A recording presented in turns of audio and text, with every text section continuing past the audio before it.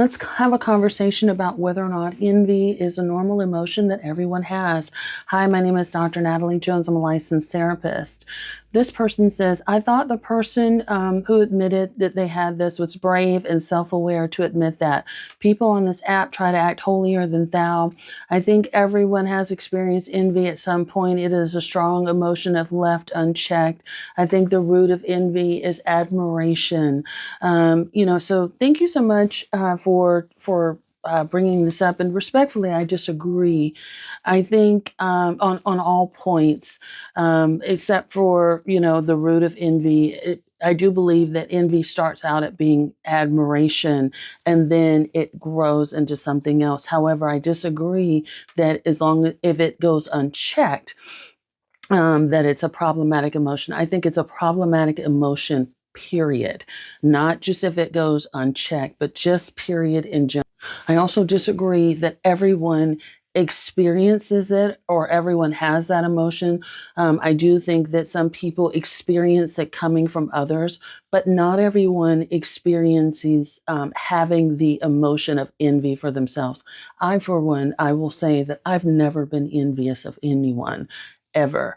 And I could say that, or jealous, because those emotions are rooted in insecurity. And you have people that are raised as secure individuals. They're very, they feel like they are raised with an abundance and they have an abundance mindset, but they're also very secure in themselves and who they are. So I think when you have emotions like jealousy and envy, those are rooted in insecurity. And then it comes from a place of coveting and then thinking that other people, why do they get to have that? They shouldn't have that. And then it just sort of festers and snowballs into this other thing. So there is that. There's other emotions that are common, but not everybody has them. So an example of that would be outside of jealousy and envy would be happiness. Happiness is a common emotion. A lot of people talk about it, but a lot of people have never experienced true happiness, which is a state of well-being. So it's not just negative emotions that people are having an outcry or haven't experienced. It's also positive emotions that people have never experienced. Other emotions that go along with happiness would be something like joy. Everyone is not all the same. Everyone doesn't have all the same shared life experiences, nor does everyone have all the same shared life emotions. So just remember that. It's also one of the reasons I've done several posts that I have shared, and I've talked about how success and envy are closely aligned, but never ever, once you spot envy and jealousy within folks. Jealousy is a little bit more, you can maybe work with that if that person can correct that. But even then, now more than ever, I just think that once you acquire a level of success and abundance, you really just need to move away from that. It's not your job to help that person have their come to Jesus moment or help them with, balancing and checking their emotions. It's really everybody's own job to balance themselves, right? Everyone is responsible for managing themselves. But if you're not jealous, if you're not an envious person, it's going to feel strange and weird to be around someone who experiences that for you, right? It's going to feel like if it becomes part of their personality all the time. If it's like a one-off thing and then they could reel themselves in, great, fine, it works out. But so much of the time, a lot of what people experiences is jealousy and envy that tends to snowball, and it takes on a dynamic of the relationship because people think that they can go undetected, but really you cannot. And I think by saying that oh, it goes undetected and it's normal, that I think that puts the person who experiences it makes it almost like it's, their issue, their challenge, and who are you to have any thoughts about it? So just to recap, not everybody experiences it. Not everybody will experience it, and that's okay. And not everybody normalizes that experience for other people. If they've never experienced it, they're not going to necessarily want to normalize that, and that's okay too. And I think that's the thing, that I think why people are reacting so strongly, because it's not normal, it's not healthy, it's not well adjusted, and it's not enough. It's also not enough to be self aware. It is, what are you doing about it? As soon as you detect that within yourself, don't come on the internet and share it.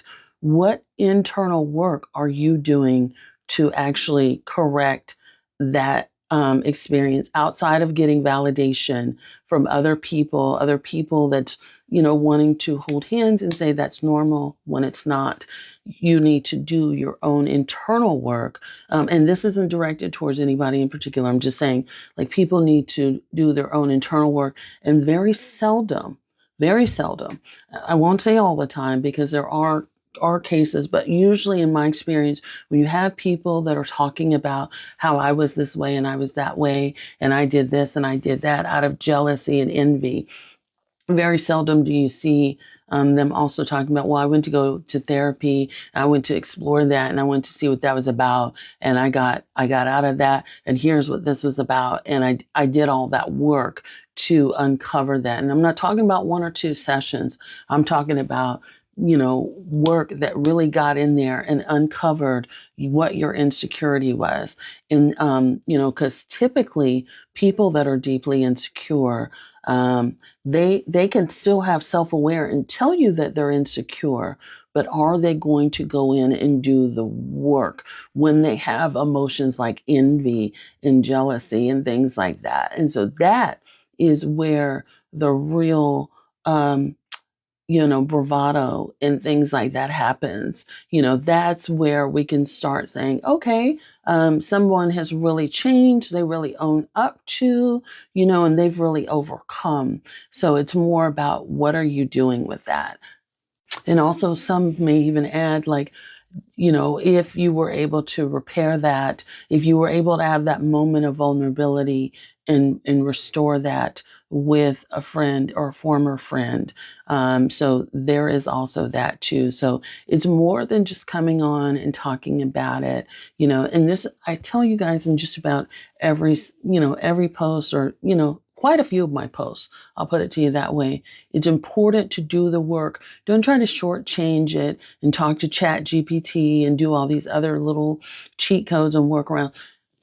People try to shortchange and go outside of doing therapy all the time, but nothing will ever top actually going in and doing the work on yourself and being vulnerable and laying all your stuff out on the table and doing the work, figuring out where all that comes from to actually overcome that challenge. Otherwise, it will repeat itself at another point in your life, probably several points in your life, because again, insecurity, a lot of people that's usually also a state of being as well. That's how I look at it. That's my personal belief. And people who are insecure usually deal with that for a long time until they do the work.